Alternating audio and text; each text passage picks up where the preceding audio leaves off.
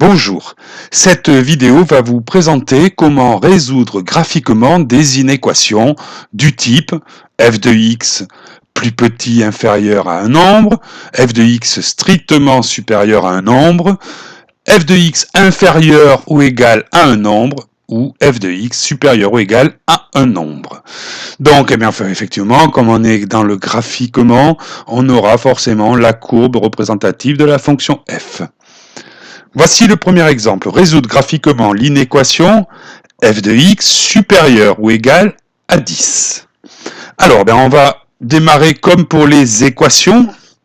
On va commencer par tracer la droite y égale 10. La voici, y égale 10. Et puis, comme je veux f de x supérieur ou égal à 10, je vais m'intéresser à la partie de la courbe qui est au-dessus de 10. On voit que cette partie de courbe ici, c'est cette partie de courbe ici, et qui correspond à des valeurs de x compris entre 1 et 4.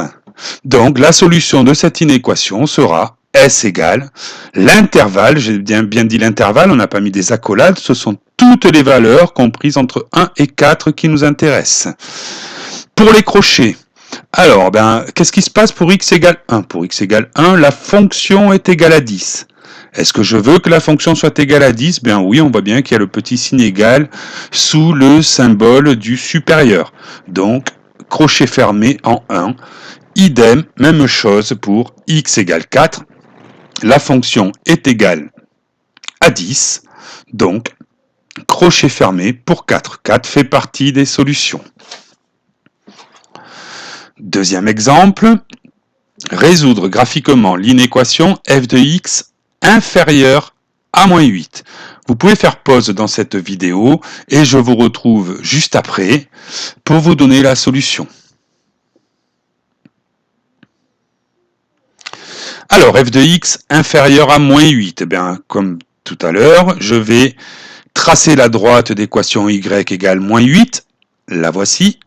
Et cette fois-ci, je veux que f de x soit plus petit que moins 8. Donc, je vais m'intéresser à la partie de courbe qui est en dessous de moins 8.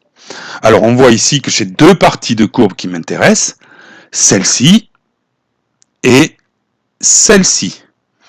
Celle-ci correspond à des valeurs de x compris entre moins 3, puisque la courbe est tracée que jusqu'à moins 3, moins 3, moins 2. Et puis celle-ci, partie de courbe, correspond à des valeurs de x compris entre 7 et 8. Donc je vais avoir deux intervalles dans ma solution. L'intervalle de moins 3 à moins 2 et puis de 7 à 8. Vous vous souvenez que quand on a deux intervalles, entre les deux, on met un U qui veut dire la réunion des deux intervalles. Pour les crochets, en moins 3, il se passe quoi? Pour x égale moins 3, la fonction est égale à moins 18. Moins 18, c'est bien en dessous de moins 8. Donc x égale moins 3 fait partie des solutions. Je l'enferme dans les solutions, je mets donc un crochet fermé. Pour x égale moins 2, pour x égale moins 2, la fonction est égale à moins 8. Or, je ne vois pas le petit signe égal sous le symbole inférieur ici, donc je ne veux pas que mon f de x soit égal à moins 8. Donc pour x égale moins 2 ne fait pas partie des solutions. Je mets donc un crochet ouvert. Je vais avoir pour la même raison pour x égale 7.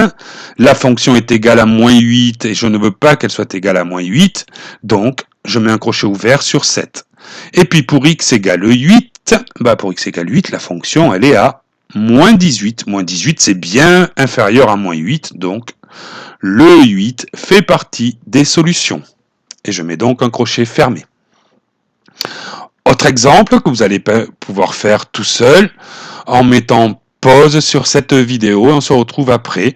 Une autre fonction f de x que je vous ai tracée. Il faut résoudre ici l'inéquation f de x supérieur ou égal à moins 6. À vous de jouer.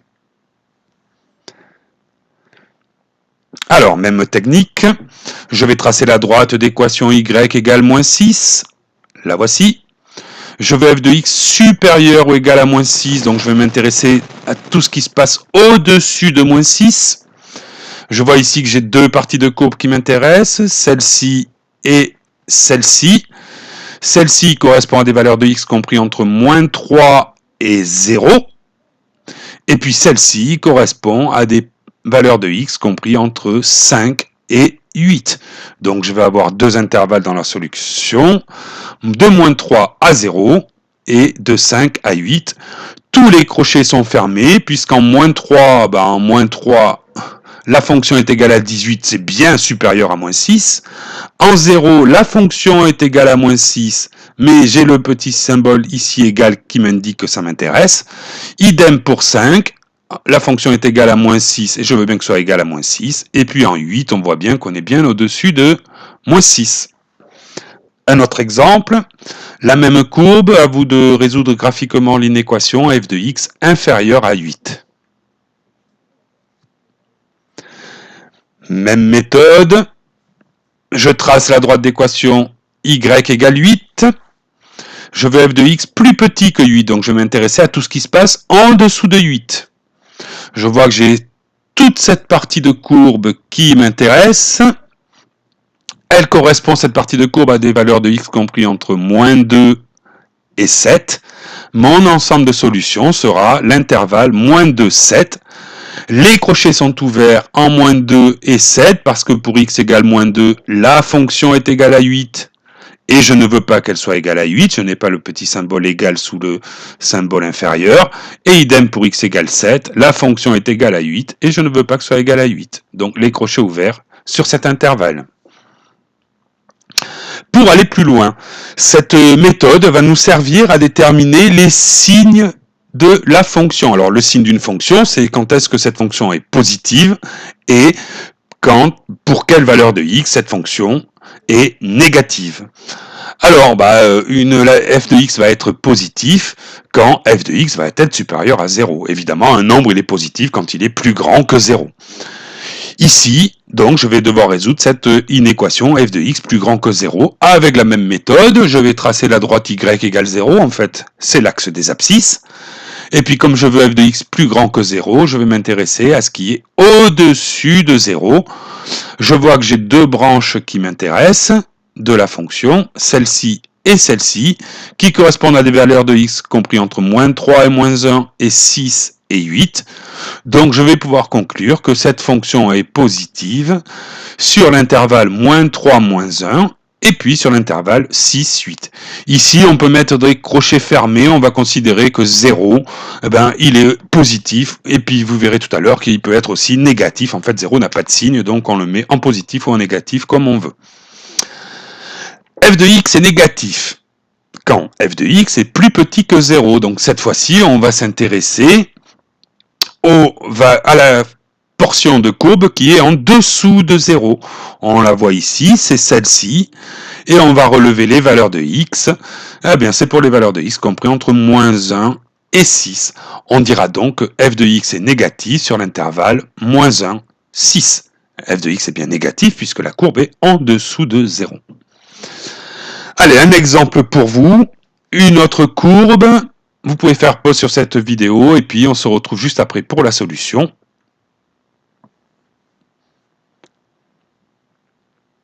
Alors ici, f de x est positif sur quel intervalle? Eh bien, je vais me placer en y égale 0, c'est-à-dire l'axe des abscisses, et je vois que toute la partie de la courbe qui est au-dessus, elle est ici.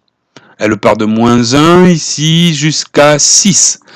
Donc, f de x sera positif sur l'intervalle moins 1, 6. On voit bien pour x compris entre moins 1 et 6, la courbe est au-dessus de 0. Et f de x sera négatif sur, on a deux parties de courbe. Ici, pour des valeurs de x compris entre moins 3 et moins 1, vous avez donc cet intervalle. Et puis ici on est bien en dessous de 0 pour des valeurs de x compris entre 6 et 8. Voilà l'intervalle 6, 8.